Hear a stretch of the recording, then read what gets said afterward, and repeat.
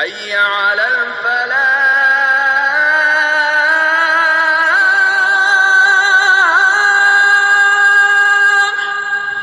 அன்பிற்கினிய சகோதரர்களே,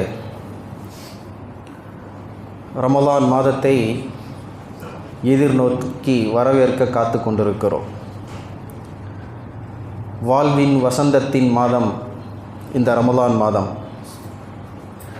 நன்மையையும் தீமையையும் பிரித்து அறிவித்து மனிதனை புனிதனாக வாழச் செய்து நேர்வழி காட்டிய மகத்துவமிக்க குர்ஆன் இறக்கி அருளப்பட்ட மாதம் இந்த ரமலான் மாதம்.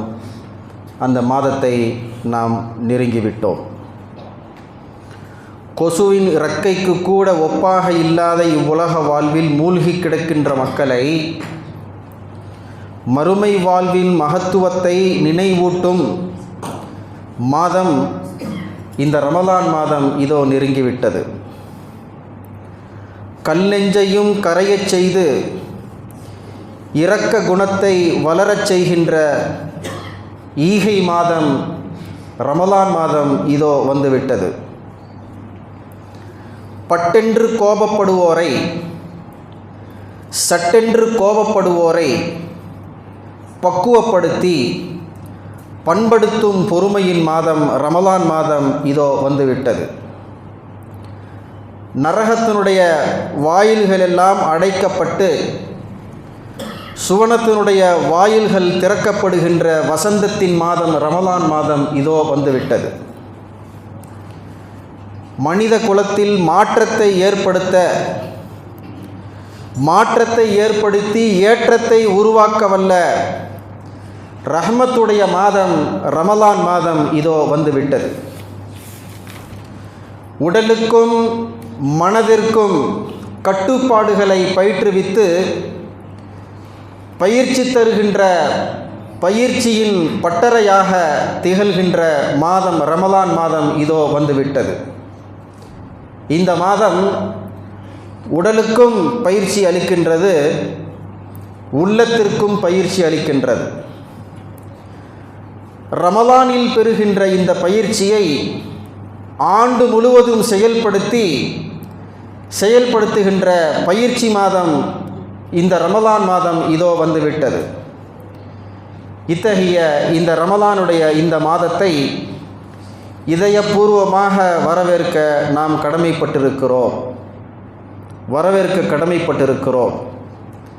காரணம், சென்ற ரமலானிலே நம்மிடம் இருந்தவர்கள் நம்மோடு இந்த ரமலானிலே அவர்கள் இல்லை, வரக்கூடிய ரமலானிலே. அப்படி பார்க்கும்போது அல்லாஹ் நமக்கு கிருபை செய்திருக்கிறான், நம்மீது அருள் புரிந்திருக்கிறான், நாம் கடமைப்பட்டிருக்கிறோம், பாக்கியமும் அடைந்திருக்கிறோம். அந்த வகையில் இந்த புண்ணியங்கள் பூத்து குலுங்குகின்ற இந்த ரமலானுடைய இந்த வரக்கூடிய மாதத்தை அழகிய முறையிலே வரவேற்க கடமைப்பட்டிருக்கிறோம். காலத்தினுடைய சுழற்சியால் மீண்டும் மீண்டும் ரமலானுடைய மாதம் நமக்கு வந்து கொண்டே இருக்கிறது. இதோ ஒரு ஆண்டு நம்மை கடந்து சென்றிருக்கிறது. சென்ற ரமலானை ஒரு சில வாரங்களுக்கு முன்போ ஒரு சில மாதங்களுக்கு முன்போ தான் நாம் விடை கொடுத்து அனுப்பிய மாதிரி இருக்கிறது. ஒரு சில மாதங்களுக்குள்ளாகவே மீண்டும் நம்மை நோக்கிய ரமலான் இதோ வந்துவிட்டது. ஆக காலத்தினுடைய சுழற்சியால் ஒவ்வொரு வருடமும் ரமலானுடைய மாதங்களை நாம் பெறுகிறோம். அல்லாஹு தஆலா வரக்கூடிய இந்த ரமலானுடைய மாதத்தை எங்களுக்கு அமைதியை ஏற்படுத்துகின்ற மாதமாக, ஈமானை வலுப்படுத்துகின்ற மாதமாக, இபாதத்திற்கு வலு சேர்க்கின்ற மாதமாக, இஹ்லாஸை எங்களுக்குள் உருவாக்குகின்ற மாதமாக, ஆரோக்கியத்தை நிரந்தரமாக எங்களுக்கு கிடைக்க செய்கின்ற மாதமாக, இப்படி இவைகள் எல்லாவற்றையும் உத்தரவாதப்படுத்தக்கூடிய மாதமாக வரக்கூடிய இந்த ரமலான் மாதத்தை அல்லாஹ் நமக்கு ஆக்கி அருள் புரிய வேண்டும் என்ற பிரார்த்தனையோடு, கண்ணியத்திற்குரிய சகோதரர்களே, எந்த ஒரு விஷயத்தையும் அதனுடைய சிறப்பையும் கண்ணியத்தையும் முக்கியத்துவத்தையும் உணர்ந்தால் மட்டுமே அதன் மீது ஆசையும் ஆர்வமும் ஆவலும் நமக்கு ஏற்படும். ஒரு விஷயத்தில் அல்லது ஒரு பொருளின் மீது நமக்கு ஆசை ஏற்பட வேண்டும், ஆர்வம் ஏற்பட வேண்டும். ஒரு மாணவருக்கு இந்த துறையிலே நான் படித்து நான் சாதிக்க வேண்டும் என்கின்ற ஆர்வம் ஏற்பட வேண்டும் என்று சொன்னால் அதனுடைய முக்கியத்துவத்தை, அதனுடைய சிறப்பை அந்த மனிதர், அந்த மாணவர் அறிந்திருந்தால் மட்டுமே அந்த ஆர்வத்தை அவனுக்குள் கொண்டு வர முடியும். அந்த அடிப்படையிலே இந்த ரமதானுடைய மாதத்தினுடைய கண்ணியம், இந்த மாதத்தினுடைய சிறப்பு, இந்த மாதத்தினுடைய தனித்தன்மை, மகத்துவம், இதை நாம் கண்டிப்பாக உணர வேண்டும். தல்ஹா இப்னு உபைதுல்லாஹ் ரலியல்லாஹு தஆலா அன்ஹு என்கின்ற ஒரு நபித்தோழர் அவர்கள் அறிவிக்கிறார்கள், 2 நபர்கள், 2 சஹாபாக்கள், நபித்தோழர்கள் நபிகள் நாயகம் ஸல்லல்லாஹு அலைஹி வஸல்லம் அவங்கள்ட்ட வராங்க. வந்து 2 பேருமே ரசூலுல்லாஹி ஸல்லல்லாஹு அலைஹி வஸல்லம் அவங்கள்ட்ட பையத் செய்து ஷஹாதத் கலிமா மொழிந்து இஸ்லாத்தை ஏற்கிறார்கள். 2 பேரும் ஒரே நேரத்தில் இஸ்லாத்தை ஏற்கிறார்கள். அதிலே ஒருவருக்கு தீனுக்காக வேண்டி நாம் பாடுபட வேண்டும், போர்க்களம் காண வேண்டிய சூழல் உருவானால், அவசியம் ஏற்பட்டால் அந்த போர்க்களத்தை நான் சந்திக்க வேண்டும், தீனுக்காக வேண்டி பாடுபட்டு போரிட்டு அதிலே ஷஹீதாகி ஷஹீதுடைய அந்தஸ்தை நான் பெற வேண்டும் என்கின்ற ஆவலும் தேட்டமும் அந்த 2 நபர்களிலே ஒரு நபருக்கு இருந்தது. மார்க்கத்திற்காக நாம் பாடுபடணும், போராடணும் என்று, ஷஹீதாகணும் என்று அதிலே அந்த 2 நபர்களிலே ஒருவருக்கு இருந்தது. ஒருவர் நார்மலான ஆவரேஜான அந்த லைஃப்பை அப்படியே வாழ்ந்துக்கிட்டே இருந்தார். அவரும் நபித்தோழர் தான், சஹாபி தான், 2 பேருமே சஹாபாக்கள் தான். ஒருவருக்கு மட்டும் அந்த ஆர்வம் அதிகமாக இருந்தது. அல்லாஹு தஆலா அவருடைய ஆர்வத்திற்கு ஏற்பவே ஒரு போர்க்களத்திலே கலந்து ஷஹீதாக ஆகக்கூடிய அந்த வாய்ப்பை அந்த சஹாபிக்கு அல்லாஹு தஆலா தந்து விட்டான். அந்த கொடுப்பினையை அந்த சஹாபிக்கு அல்லாஹ் தந்து விட்டான். அந்த சஹாபி சிறிது நாளிலேயே போர்க்களம் கண்டு ஷஹீதாக ஆகிவிட்டார். அவர் கூட இஸ்லாத்தை ஏற்ற இன்னொரு சஹாபி அவ்வளவு ஆர்வம் இல்லை என்றாலும் தீனுக்காக வாய்மையாக இருக்க வேண்டும் என்று இருந்த சஹாபி தான் அவரும் ஒன்றும் இளைத்தவர் அல்ல. ஆனால் இவர் மரணத்திற்கு பிறகு, இவர் ஷஹீதான பிறகு சுமார் 1 வருட காலம் வாழ்ந்து அவருக்கு இயற்கையாகவே மரணம் சம்பவித்தது. அவர் இயற்கை மரணம் எய்தினார் 1 வருடம் பின்பு.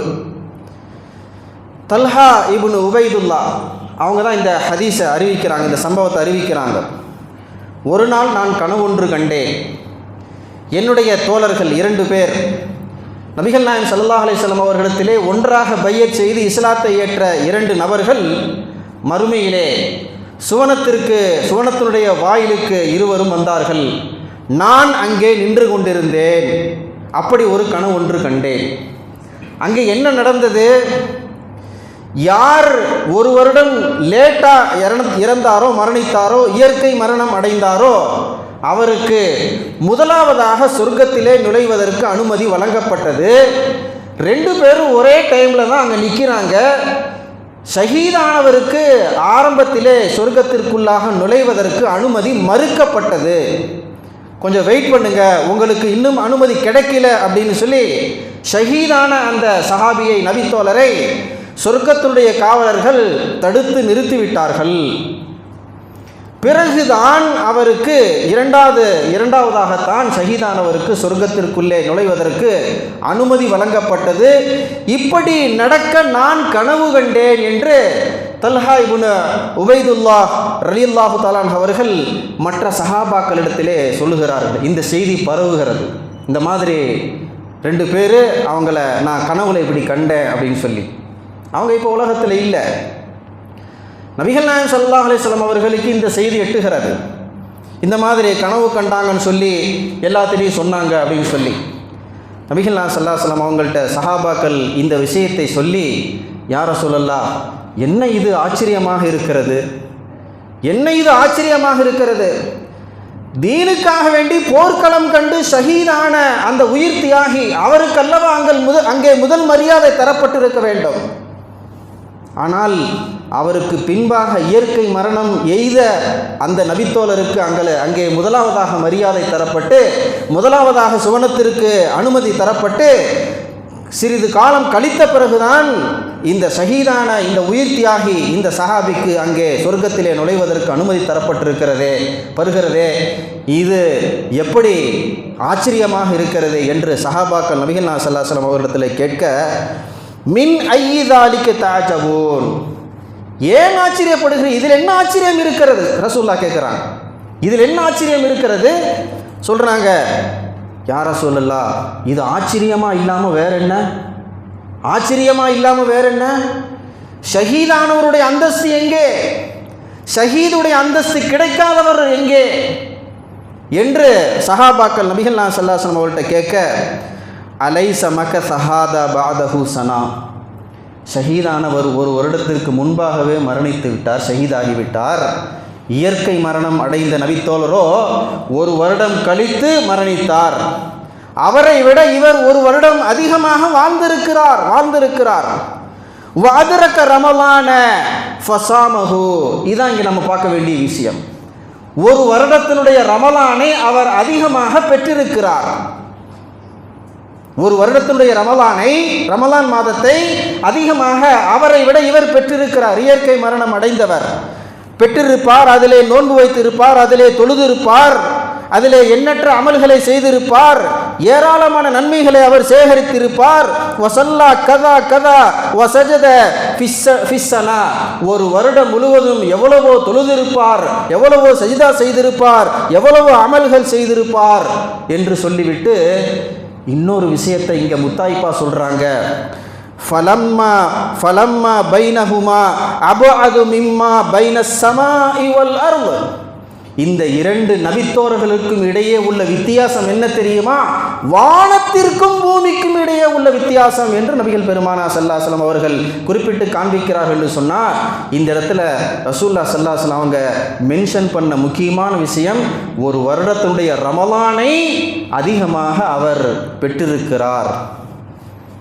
அந்த வகையிலே நமக்கெல்லாம் அல்லாஹு தாலா அருள் செய்திருக்கிறான், பாக்கியம் கிடைத்திருக்கிறது. அல்லாஹு தாலா இந்த ரமலானை முழுமையாக நாம் பெறக்கூடிய பாக்கியத்தை அல்லாஹ் நம் அனைவருக்கும் வழங்கி அருள் புரிவானாக.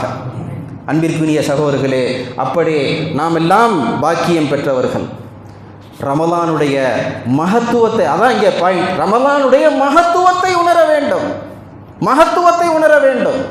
அந்த அளவிற்கு மகத்துவம் மிக்கது இந்த ரமலானுடைய மாதம் என்பதை நாம் உணர வேண்டும். தூய்மையான உள்ளத்தோடு ரமலானை வரவேற்பதற்காக நாம் தயாராகிவிட வேண்டும். 10-11 அல்ல, மிக மிக முக்கியமான விஷயம் நமக்கு ஒரு வருடம் ரமலான் கிடைப்பது என்பது. அதனுடைய கண்ணியத்தை புரிய வேண்டும், அதனுடைய மகத்துவத்தை உணர வேண்டும். தூய்மையான உள்ளத்தோடு எதிர்வரக்கூடிய ரமலானை நாம் வரவேற்க வேண்டும். சஹாபாக்கள் அப்படித்தான் இந்த ரமலானுடைய மாதத்தை ஒவ்வொரு வருடமும் வரவேற்கக்கூடியவர்களாக இருந்தார்கள். சொல்றாங்க, அப்துல்லாஹ் இப்னு மஸ்ஊத் ரலியல்லாஹு தஆலா அவரிடத்தில் கேட்கப்பட்டது, கைஃப குன்த தஸ்தக்பிலு ஷஹ்ர ரமலான. நபித்தோழரே, அப்துல்லாஹ் இப்னு மஸ்ஊத் அவங்கள்ட்ட கேட்குறாங்க, நபித்தோழரே, ஒரு சஹாபி கேட்குறாங்க, ரமலானுடைய மாதத்தை உங்களுடைய வாழ்க்கையிலே நீங்கள் எப்படி வரவேற்பீர்கள்? அப்போ சொன்னாங்க, எங்களுடைய உள்ளத்திலே பிறர் பற்றி அணுவளவு வெறுப்பும் குரோதமும் இருக்கும் நிலையில் ரமலான் பிறையை சந்திக்க நாங்கள் துணிய மாட்டோம். நன்றாக கவனிக்க வேண்டும். ரமலான் பிறையை நாங்கள் ஆர்வமாக பார்க்குறோம் அப்படின்னு சொன்னால், இன்னைக்கு பிறை தெரியுமா, நாளைக்கு தெரியுமா என்று பிறை பார்ப்பதற்கு நாங்கள் ஆர்வம் காட்டுகிறோம் என்று சொன்னால், எங்களுடைய உள்ளத்திலே யாரை பற்றியும் வெறுப்பும் குரோதமும் இல்லாத நிலையில் எங்களுடைய உள்ளத்தை பக்குவப்படுத்தி வைத்துக் கொள்வோம், பரிசுத்தப்படுத்தி வைத்துக் கொள்வோம். யார் மீதும் நாங்கள் வெறுப்பு இருந்தால் அந்த வெறுப்பை நாங்கள் நீக்கிவிடுவோம். யார் மீதேனும் எங்களுக்கு குரோதம் இருந்தால், கோபம் இருந்தால் அவர்களிடத்திலே நாங்கள் நாங்கள் அவற்றை சொல்லி எங்களுக்குள்ளே நாங்கள் ஒற்றுமையை இணக்கத்தை ஏற்படுத்தி கொள்வோம். வெறுப்பும் குரோதமும் இல்லாத நிலையில் பிறையை பார்த்து ரமலான் நோன்பை ஆரம்பிப்பதற்காக வேண்டி நாங்கள் ஆவலாக இருப்போம். அதற்கு முன்னால் நாங்கள் பிறை பார்க்க ஆர்வம் காட்ட மாட்டோம் என்று அப்துல்லாஹ் இப்னு மஸ்ஊத் ரலியல்லாஹு தஆலா அவர்கள் குறிப்பிடுகிறார் என்று சொன்னால், தூய்மையான உள்ளத்தோடு வரக்கூடிய ரமலானை நாமும் வரவேற்க தயாராக ஆகிவிட வேண்டும். உள்ளத்தை பக்குவப்படுத்தி கொள்ள வேண்டும். வெறுப்பும் குரோதமும் இல்லாத நிலையிலே எதிர் வரக்கூடிய ரமலானை வரவேற்க நாம் தயாராக ஆகிவிட வேண்டும் என்பதை நாம் புரிய வேண்டும். அன்பிற்கினிய சகோதரர்களே, ரமலானுடைய சிறப்பு, சிறந்த அமல் நோன்பு.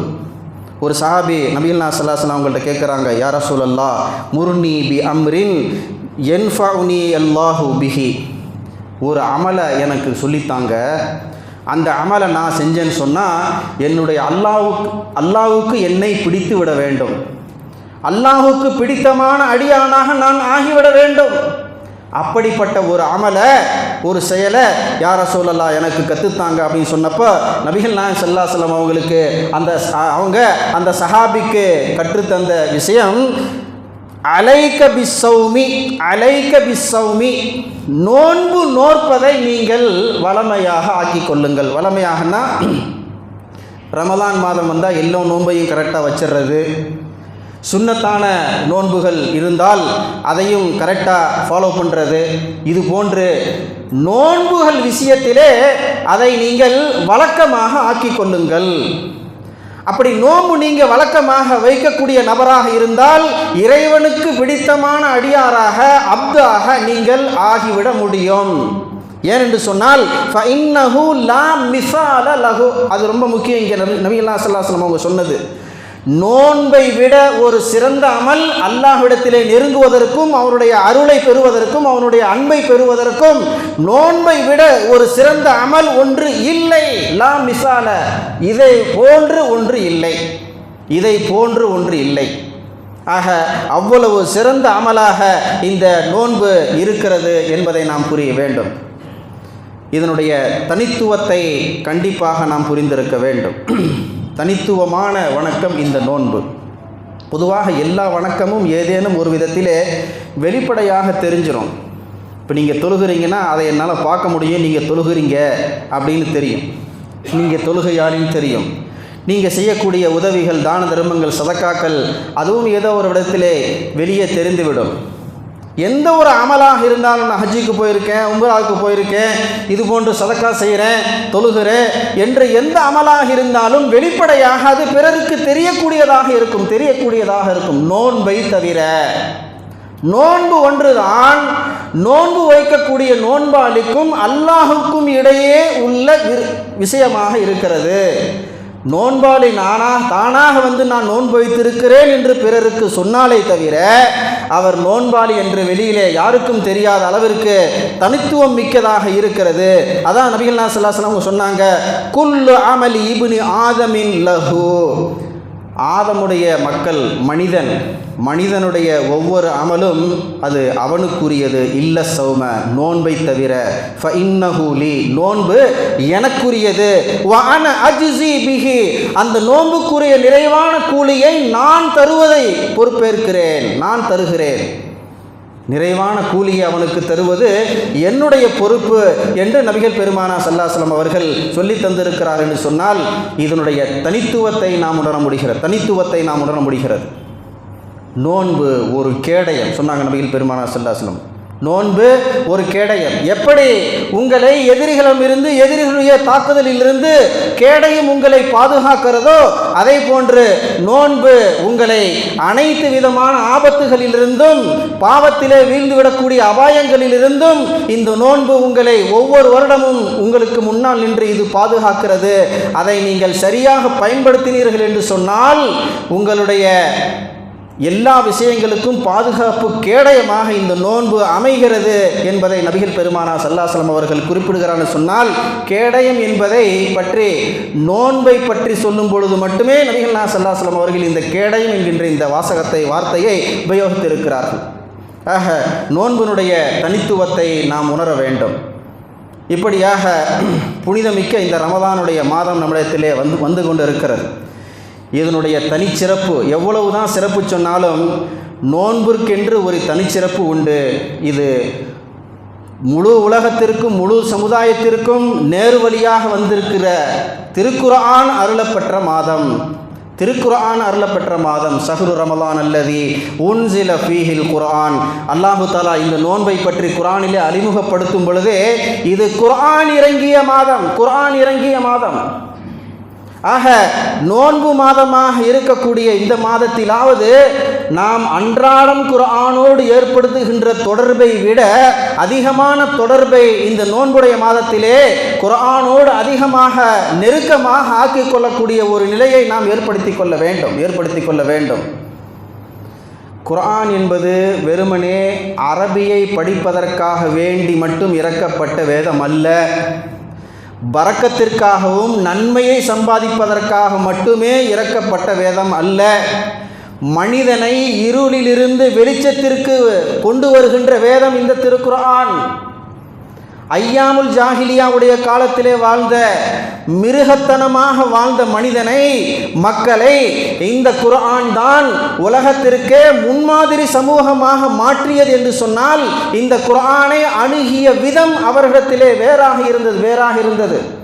நாம் இன்றைக்கு குர்ஆனை அணுகுகின்ற விதத்திற்கும் சஹாபாக்கள் அந்த குர்ஆனை அணுகிய விதத்திற்கும் நபிகள் நாயகம் ஸல்லல்லாஹு அலைஹி வஸல்லம் அவர்கள் குர்ஆனை பற்றி சஹாபாக்கள் எடுத்து சொன்ன அந்த விதத்திற்கும் நிறைய வித்தியாசங்கள் உண்டு. பரக்கத்திற்காக அணுகக்கூடிய பழக்கம் சஹாபாக்களிடத்திலே இருந்ததில்லை. நன்மைக்காக மட்டுமே குர்ஆனை எடுக்கின்ற அந்த மனோநிலை சஹாபாக்களுக்கு இருந்ததில்லை. எப்பொழுதெல்லாம் குர்ஆனை எடுத்தார்களோ அதிலிருந்து இன்றைக்கு எதை நான் கற்றுக்கொள்வேன், இன்றைக்கு நான் படித்ததிலிருந்து எவ்வளவு நான் அமல் செய்ய போகிறேன், நான் படித்ததிலிருந்து அமல் செய்தது எவ்வளவு, இன்னும் அமல் செய்யாதது எவ்வளவு என்று ஒவ்வொரு வசனத்தையும் சஹாபாக்கள் ஆய்வு செய்து தங்களுடைய வாழ்க்கையில அமல் செய்யக்கூடியவர்களாக, அப்படித்தான் ஒவ்வொரு சஹாபியும் நபித்தோழரும் குர்ஆனை அணுகக்கூடியவர்களாக இருந்தார்கள். அப்படிப்பட்ட அணுகுமுறை நம்மிடமும் வர வேண்டும். அது ரமலானிலிருந்து நாம் ஆரம்பிக்க வேண்டும்.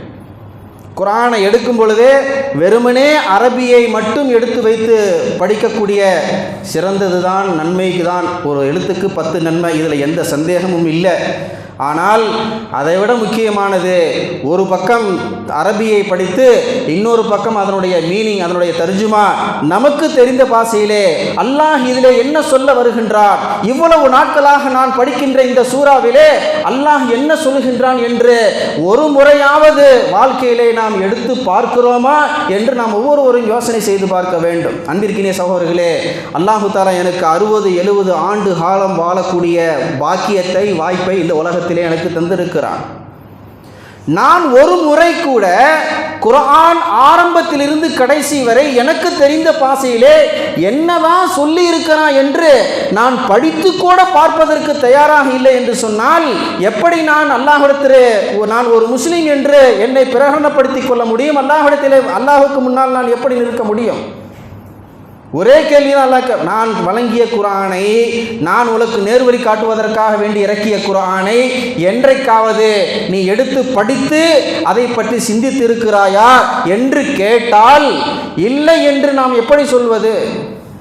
ஆக கண்ணியத்திற்குரிய சகோதரர்களே, குர்ஆன் தமிழ் படித்தா புரியாது, இங்கிலீஷில் படித்தா புரியாது, நமக்கு தெரிஞ்ச பாஷையில் படித்தா புரியாது என்கின்ற மனோநிலையிலிருந்து வெளிவர வேண்டும். நிறைய புரியக்கூடிய மொழிகளிலே நிறைய மாற்றங்களை கொண்டு ஒரு காலம் இருந்தது. தமிழ்லேயே பழைய தமிழ் இருக்கும், தமிழ் தான் படிப்போம், ஆனால் புரியாது. இன்றைக்கு அப்படி அல்ல. பல்வேறு மாற்றங்களை கொண்டு வந்து இலகுவாக குர்ஆனுடைய கருத்துக்களை நமக்கு கொண்டு வந்து சேர்ப்பதற்கு அரும்பாடுபட்டு உலமாக்கள் முயற்சி செய்து பல்வேறு முயற்சிகளுக்கு மத்தியிலே தான் நமக்கு நம்முடைய பாஷைகளிலே குர்ஆனை நமக்கு மொழிபெயர்த்து தந்திருக்கிறார்கள். ஆக குர்ஆனை மொழிபெயர்ப்போடு படிக்கக்கூடிய பழக்கத்தை ரமலானிலிருந்து நாம் உருவாக்கி கொள்ள வேண்டும். வாழ்க்கையில் ஒரு முறையாவது, எப்படி குர்ஆனை ஒரு ரமலான் மாதத்திலே ஒரு முறையாவது படித்துவிட வேண்டும் என்று நாம் ஆசைப்படுகிறோமோ, நல்ல விருப்பம்தான், நல்ல ஆசைதான். ஒரு நாளைக்கு ஒரு ஜூஸு குர்ஆன் ஓதணும்னு சொன்னால் 30 நாளைக்கு 30 ஜூஸ் ஓதலாம், வரவேற்கத்தக்க விஷயம்தான். வாழ்க்கையிலே ஒரு முறையாவது அலிஃப் லாம் மீமில் இருந்து ஆரம்பித்து சூரத்து நாஸ் வரை தர்ஜுமா முழுவதையும் நான் படித்து முடித்து விட்டேன் என்கின்ற நிலை ஒவ்வொரு முஃமினான ஆணுக்கும் பெண்ணுக்கும் வந்துவிட வேண்டும். அதற்கு பிறகு உங்களுக்காக ஆசைகள் வரும், உங்களுக்காக ஆர்வம் வரும். இந்த சூறாவை நான் படித்தேன், இதனுடைய மீனிங்கை படித்தேன், ரொம்ப ஆச்சரியமாக இருந்துச்சு, இன்னும் கொஞ்சம் அதில் எனக்கு டவுட் இருக்குது என்று மீண்டும் நாம் அதை படிக்கக்கூடியவர்களாக இருப்போம். இதில் அல்லாஹ் என்ன தான் சொல்கிறான்னு சொல்லி நான் கண்டிப்பாக தெரிஞ்சுக்குவேன். உடனே தப்சீர்களை தேடுவோம். அதற்கு பிறகு புரியவில்லை என்று சொன்னால் அறிஞர்களை உலமாக்களை நாம் அணுகுவோம். இப்படியாக நம்முடைய குர்ஆனுடைய நாலேஜ், குர்ஆனுடைய அறிவு நமக்கு கொஞ்சம் கொஞ்சமாக வளரும். எப்பொழுது வரை அதை நாம் தொட்டும் பார்க்கவில்லை, அதன் பக்கம் நாம் தலையை வைத்தும் படுக்கவில்லை என்று சொன்னால் குர்ஆன் புரியாது என்கின்ற மனோநிலையிலிருந்து கண்டிப்பாக நம்மால் வெளியே வர முடியாது. ஆக குர்ஆனுடைய அணுகுமுறையில் கண்டிப்பாக மாற்றம் வேண்டும் என்பதையும் இந்த ரமலானுடைய காலங்களிலே நாம் கவனத்திலே கொள்ள வேண்டும். அல்லாஹு தஆலா இந்த குர்ஆனுடைய மாதமான ரமலானுடைய மாதத்தை சிறப்பான முறையிலே அதை வரவேற்று அதற்கு செய்ய வேண்டிய கண்ணியத்தை செய்து முழுமையாக அதனுடைய பலன்களை பெறக்கூடிய நல்லடியார்களாக அல்லாஹ் நம் அனைவரையும் ஆக்கி அருள் புரிவானாக. வ ஆகிரு தாவானா அல்ஹம்துலில்லாஹி ரப்பில் ஆலமீன்.